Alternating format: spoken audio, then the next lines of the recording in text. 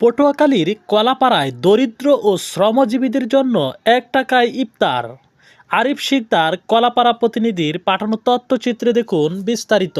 পটুয়াখালীর কলাপাড়ায় ব্যতিক্রমধর্মী এক মানবিক উদ্যোগের মাধ্যমে মাত্র ১ টাকায় ইফতার বিতরণ করা হয়েছে। রমজান মাসে সাধারণ মানুষ, শ্রমজীবী ও পথচারী ও অসচ্ছল রোজাদারদের কথা বিবেচনা করে এই উদ্যোগ নেওয়া হয়। বৃহস্পতিবার ১৯শে ফেব্রুয়ারি আমরা কলাপাড়াবাসী স্বেচ্ছাসেবী সংগঠনের উদ্যোগে কলাপাড়া পৌরশহর এলাকায় আজ প্রথম রোজায় ইফতার বিতরণের মধ্য দিয়ে প্রতিদিন বিকেলে ইফতার বিতরণ কার্যক্রম শুরু হয়েছে। এতে ইফতারের প্যাকেট ছিল খেজুর, ছোলা, মুড়ি, পেঁয়াজু, বেগুনি এবং শরবত সহ নানান উপকরণ। আয়োজকদের পক্ষ থেকে জানানো হয় ১ টাকা মূলত প্রতীকী মূল্য।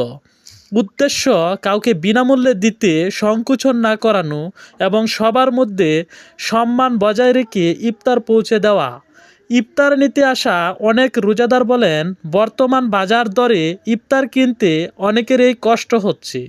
এই উদ্যোগ তাদের জন্য বড় স্বস্তি এবং অনুপ্রেরণা। স্থানীয়রা মনে করছেন কলাপাড়ার এই উদ্যোগ সমাজে মানবিকতা ও সহযোগিতার একটি সুন্দর দৃষ্টান্ত স্থাপন করেছে।